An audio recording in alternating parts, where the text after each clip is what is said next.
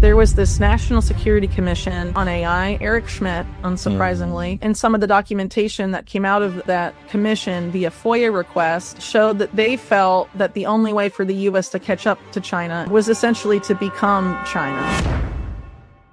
In the name of beating China, we have to do all the things that sounds like a very bad idea. Criticize about China. So the idea was, in China, they use AI for everything. AI has crept into every facet of a person's life in a Chinese megacity. And so we need to make Americans use AI just as much, if not more, in order to leapfrog Chinese AI capabilities. So what did they suggest? And this is right before COVID, by the way. They suggested an end to in-person shopping and an end to in-person doctor visits, an end of car ownership, that we should only use fleets of self-driving Ubers that we rent and, basically live through our phones and live through apps that are powered by AI, because they argue China has a larger population. It has a user base that is feeding Chinese AI with so much more data than Americans are feeding American AI. So we have to harvest more data from Americans faster in order to catch up. So at the same time, too, you have a lot of big tech oligarchs that have a lot of ties to China and Chinese industry and Chinese tech companies that run those things in China. And, I would argue, is the AI arms race all the fear ginned up about it just to sort of get us to acquiesce to that same type of system here? And sometimes, that's what it sometimes seems like to me. Well, there's more than a few things, I guess I would say right now, but I'm very concerned, as a parent, seeing kids that go to school with my children, or that we just know, or seeing other kids of other people online, just how sucked into technology they are, and some of them how much they identify with the technology more than the real world. That worries me greatly, especially considering that we saw this push a few years ago for the so-called metaverse, as it were, and getting people to want to live in a virtual reality. And actually, this political philosopher who's very close to Peter Thiel, Curtis Yarvin, he has this quote about what should be done with the undesirables of society. He calls it a humane alternative to genocide, and it sounds just like something Klaus Schwab would say. It was basically, the best. I have the quote. I could read it to you. Yeah, please it's do. On my desk. It's probably like Yuval Harari's quote. It truly is. Yeah, but this is somehow someone that is popular in certain right-leaning circles in the U.S. right now. Wow. What's his name? Yes, I gotta look him up. Curtis Yarvin. Okay. He said, "The best humane alternative to genocide I can think of is not to liquidate the wards," meaning people, either metaphorically or literally, but to virtualize them. A virtualized human is in permanent solitary confinement, waxed like a bee larva into a cell which is sealed except for emergencies. Oh my God. This would drive him insane, except that the cell contains an immersive virtual reality interface which allows him to experience a rich, fulfilling life in a completely imaginary world. It is the Matrix. It's the Matrix. And I think I just worry about how I know I see parents that are my age that probably shouldn't be parents at all, that just pass, tablets or phones to their kids and just want to focus on their own stuff or their own screens and don't parent. And those people are inadvertently socially engineering their children to live in that kind of reality if they are deemed undesirable or, part of this underclass that AI is going to act upon. And that's what really unsettles me, because I think a lot of this, if they can't do it, now, they'll absolutely try in future generations. And if we don't prepare them for this and prepare them to live and stand up for the real world and to stand up for what it means to be human, if they forget, if they never learn, what it means, I think we could lose it. And so, I think there's never been a more important time to be a good parent. Wow. Than right now. So is there a black book?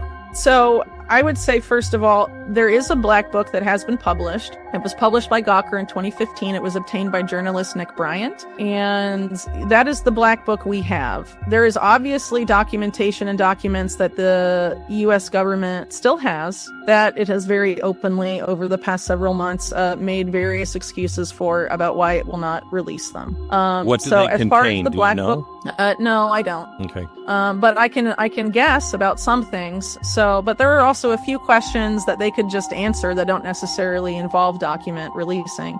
Like, why was Zorro Ranch never raided? It's in the continental U.S. It's an Epstein property. The New York townhouse was town raided. Why were there not simultaneous raids on all of his properties on U.S. territory? What are you alleging? It's not coordinated. Well, I don't know. I mean, Zorro Ranch, there's a lot of... That's New Mexico, right? In the New Mexico property, there's a lot of speculation about what happened there, with women in particular, and why was it never raided? I just find that incredibly strange. And also, there's attestations during the 2019 raid on the New York townhouse that there were binders of CDs, and, right, I remember that. Hard drives. What was the content? I mean, Pam Bondi has now more recently, after saying she was going to release them, turned around and said that they're all CP. I don't necessarily know if that's true. What's CP? But again, a child. Okay. I just fine. prefer these abbreviations. Sorry. Yeah, that's all right. Yeah. But there's all sorts of things that could actually be. Again, we don't know. Again, as I've said for a long time, I think the Jeffrey Epstein case is a bipartisan issue. There's a lot of powerful people that went to him, and it wasn't exclusively for sexual deviancy. I've argued for a long time that Epstein was involved in financial criminality, money laundering, tax evasion. And it seems that there are a lot of very powerful oligarch figures, and many of them very powerful big tech figures whose money he was managing. And one example of that came downwind of the USVI case against JP Morgan was Sergey Brin in particular, the Google co-founder. And a lot of but those cases were settled. The son of a judge was murdered when she was overseeing the Deutsche Bank Epstein case. I think there's a major interest in not having those financial relationships fully untangled. And I think, because of how interwoven these networks are, it's not politically salient for the Trump administration to release them all for whatever reason. Can I ask you a question? I don't know. How do you decipher between an actual conspiracy and, one that's been driving me crazy is that Charlie Kirk was shot in the back by a Mossad agent who used a hatch that was in the grass right behind him and shot him from behind. Just crazy stuff. How do you, when you're looking at something, how do you go about going, that's worth looking into, that's not?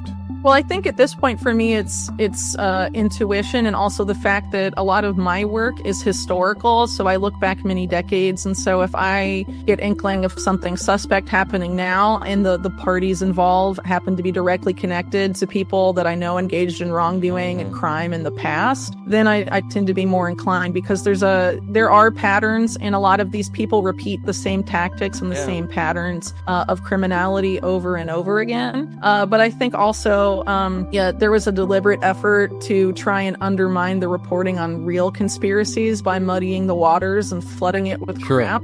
Yeah, it was a CIA operative, wasn't it? That said discredit people by calling them conspiracy theorists. After the Kennedy assassination, yes. And so, but in addition to that, more recently, Samantha Power's husband, Cass Sunstein, wrote a bizarre paper. I forget exactly when. I think it was in the Obama era. It was 2008. Exactly what the quote is. It said, even if it turns out to be true, discredit. It was your first go was to call it a conspiracy theory. Even if it turns out later to be true, it doesn't matter. Discredit, discredit, discredit.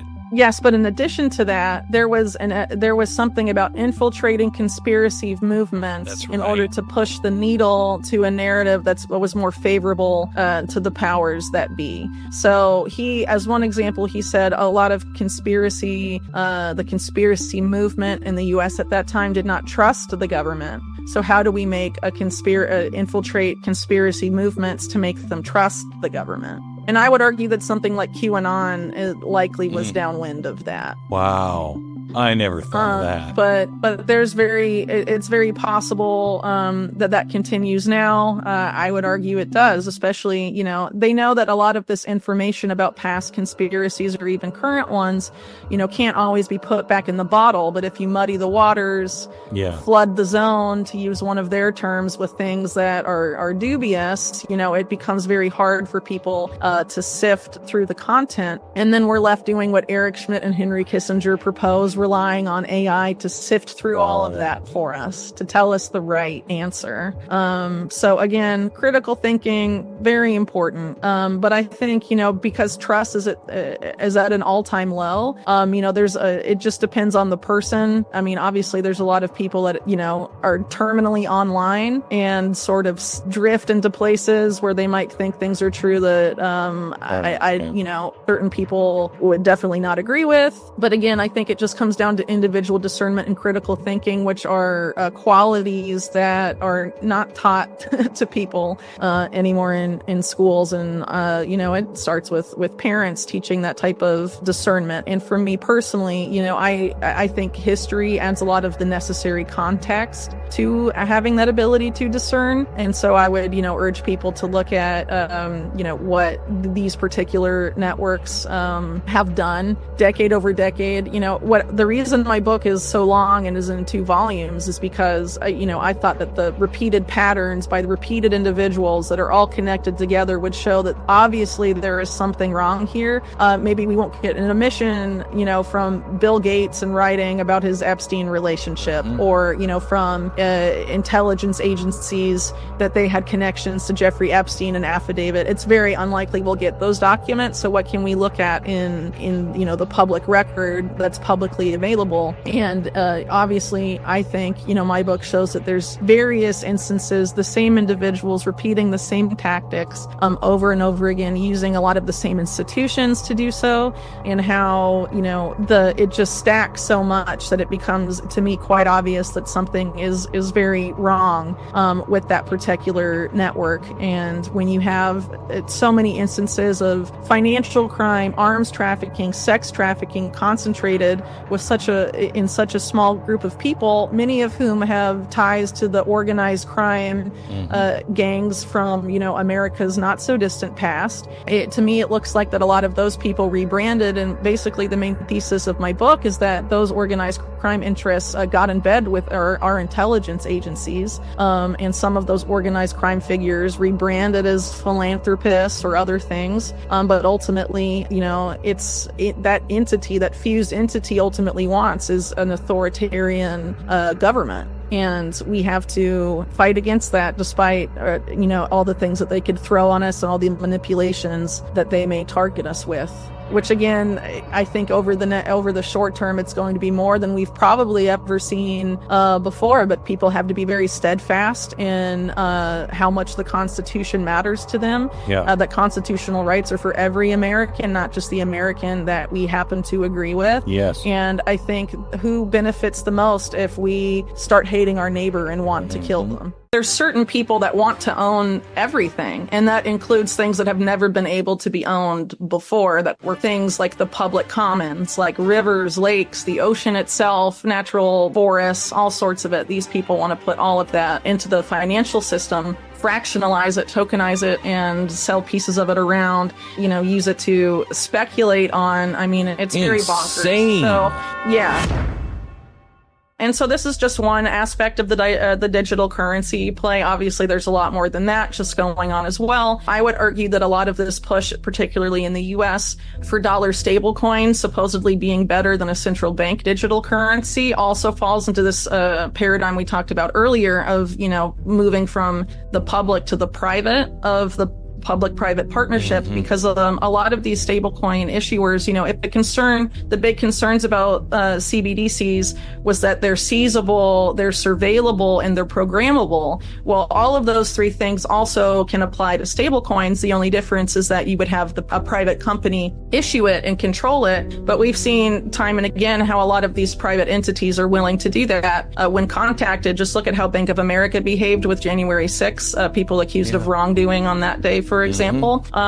They have no qualms in doing that, and engaging in those type of activities. And the biggest dollar stablecoin issuer, Tether, which just hired Beau Hines from the White House, they have openly said that they are a close partner of the U.S. government for dollar hegemony globally, and have uploaded the FBI, the Secret Service, and other aspects of the U.S. government onto its platform directly, and have seized tethers, from people just because, the government told them to. And this was during the Biden administration. So they obviously are willing to do that under any administration. And it's essentially functioning as a de facto public-private partnership, even though we're being told it's much better than a CBDC. But in terms of its impacts on civil liberties, that's not necessarily true. So again, vigilance is important. Well, I think people have been increasingly normalized to the dissolution between the digital and virtual worlds, and that's not by coincidence. So going back to the World Economic Forum, the goal of the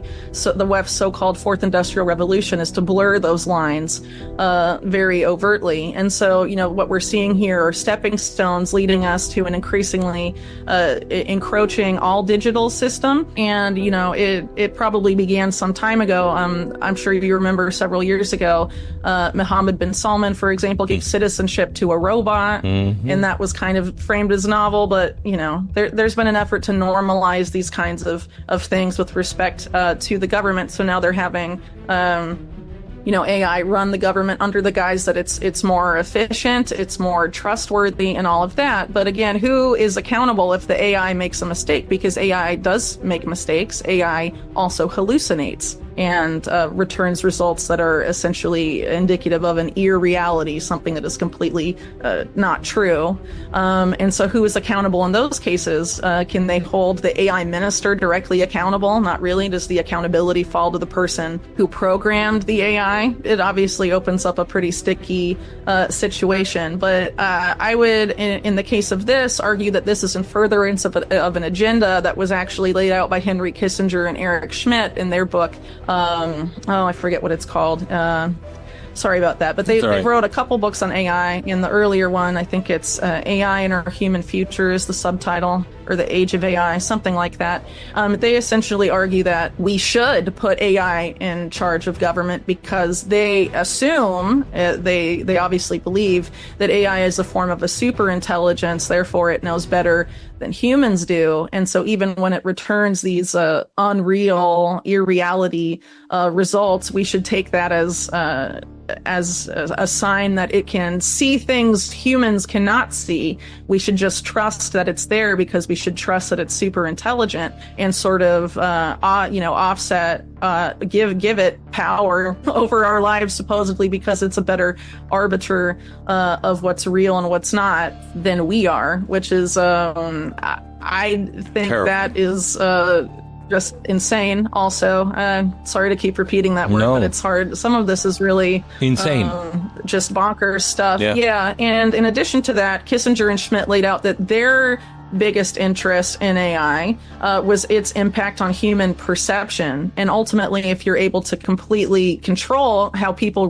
perceive reality, you control their behavior. You don't need mind control at the end of the day, or any of these things in the back that, the CIA and national security agencies were experimenting with. You don't need that if you can completely control their perception of what's going on. And so the goal, as they lay out here, or laid out in that book, is to have people rely on AI for their perception of essentially everything. And that eventually, by doing so, people would be what the term they used was cognitively diminished, to the point that they wouldn't be able to understand how AI acts upon them anymore. But that wouldn't be true for everyone. There would be a small class that is not affected that way, and they would be the class that programs and maintains the AI, determines what it does. But the rest of us, a large underclass, would be acted upon by the AI, but again, lose the mental capacity to understand what it's doing to them. And that eventually it would start determining their preferences for them and all sorts of things. It's just such evil. I mean, there is no other way to describe this other than evil. When you are taking humans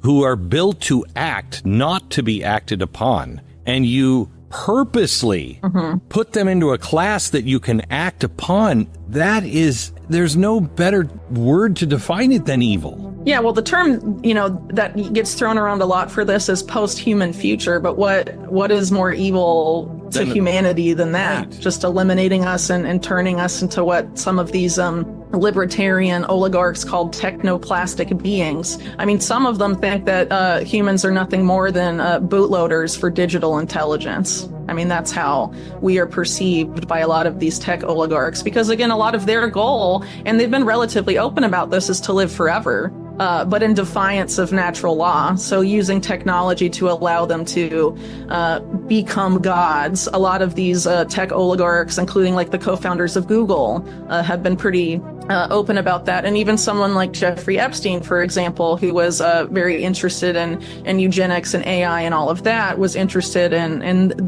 those technologies for those same ends. I mean, there's a whole group of, I would call them pretty sick billionaires who want to use this technology to better themselves in that way and live forever, while the rest of us become cognitively incapable of questioning what ultimately is amount to slavery. We should say no. Yeah, no, we should. I think that should be pretty clear. But I don't know if we do. Where do you find hope in all of this? So, I get asked this question a lot, because when I'm talking about these systems, it's obviously dark and it's obviously wrong. But again, like I said earlier, I don't think it's hopeless, because they are spending so much money and so much energy on getting us to consent to these policies. You can build these digital systems that once you're in them will imprison you. But if no one uses these systems, they can't do anything. So there's a lot of efforts, for example, to implement them on existing user bases of massive social media websites, for example. But if people decline to use it, or people leave these platforms, or stop using these, certain digital infrastructure tied to these people, it will collapse. They need people to use What are the them. ones we should be avoiding right now? Well, I think people should do their own research and look at who owns what. But a lot of these billionaires, you have, people like Larry Ellison and Eric Schmidt, the Google guys, people like Pierre Omidyar, who were on the left, Reid Hoffman, Bill Gates, right? And then you have, people like Elon Musk and Peter Thiel and the PayPal mafia crowd. Most of them frame themselves as libertarian. If you look at their philosophy, their own words, they're overtly transhumanist. A lot of them, despite saying things to the contrary, want global government in some form. And the ones on the supposedly libertarian side frame it as having a CEO in charge of everything, but a CEO that would govern as a dictator. So I don't ultimately see that as much better, given all this technology that's would be in the hands of this one, or this very small group of people. But they don't own everything. They own a lot of technology, obviously, and technological platforms, social media, and all sorts of things. But it's up to people if they want to continue using those services and supporting these people, because ultimately they need us to make their system work. They want to harvest us for data, and like I said earlier, they want to use us as bootloaders for their digital intelligence, and they can't continue to improve and feed the AI without us doing it for them. They can't do it alone. So I think the more we... But people they're not likely to leave things that make their life easier. They're just not. Yeah, well, that's the price of convenience, isn't it? And I think a lot of the effort to enslave us has been to cajole us and influence us with convenience and comfort. But also, in theory, prison is comfortable, right? In the sense that you have a roof over your head and they bring you food. And I mean, a digital prison without walls, could be similarly comfortable. And you wouldn't have to lift a finger to fight, for your freedom. But we can still, you wouldn't have to lift a finger to fight for your freedom. You would just willingly walk into the system, right? But those of us that don't want to live in the system, have to do something. And so I think we're at a crossroads, and have been for several years, where those of us that don't want to walk into this have to actively build alternatives. And if you don't have, a ton of people in your community doing that, maybe you should reach out and build awareness. But if you have people that are aware of this around you, it's important to build, I would argue, local resilient networks that don't depend on this infrastructure. There's still open source alternatives to a lot of the, big tech platforms out there. And I still think I'm still hopeful that there is time. But, ultimately at the end of the day, if they're pushing us towards a post-human future, I think at some point people will realize that they don't want to lose what makes us human. And so much of what we're being pushed to use AI for are creative pursuits that help define us as human, right? Making art, making music, writing. These are the things that we're being told to outsource to artificial intelligence, not necessarily the tedious stuff, right? So what's going to be left for us when we outsource of this all to AI? Will we allow ourselves to be cognitively diminished to the point that we can't even create anymore? And then what kind of, humans are we at that point? So I think it's very important to encourage analog alternatives to that kind of stuff and to engage in creativity. And there's a lot of opportunity for that, especially for people that have children. Children are very creative, and we need to promote that to them instead of being like, here's a tablet, learn how to scroll by the time you're 3 or 4, right. And navigate the algorithms.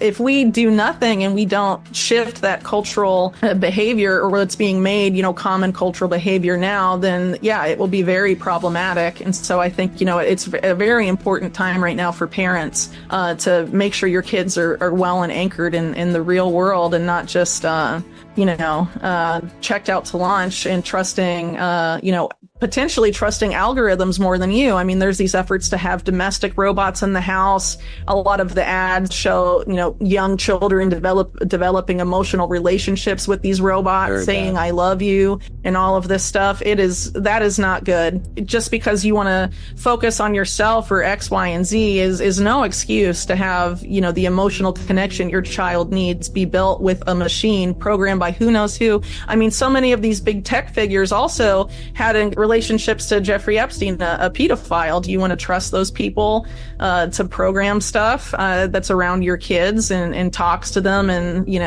potentially manipulates them when you're not there? So, it's not just with that too. I mean, that is the idea of taking active responsibility for things in your life. And we need to do more of that. And culturally, Americans have been the best at that for a very long time. But there have been a lot of efforts to condition us out of that. And a lot of it has been through this effort to cultivate the importance of comfort above all else and convenience. The idea of rugged individualism in the U.S. Unfortunately has been, greatly reduced. And I think it's important for us to take active responsibility, because the pull of AI is to get for us to be passive and do nothing and just let it wash over us. And you don't have to do that anymore. AI can do that, and AI can do this for you, and this and that. And if we're not focused on the things that we like to create and that we like to do, and active, we will recede, and that is how the post-human future will happen. There is still a lot of time for agency, but people just need to be really aware of what's going on and determined to change it. If you enjoyed today's video on Anonymous Official, leave a like and subscribe if you haven't done so already. Thanks for watching and sticking with us.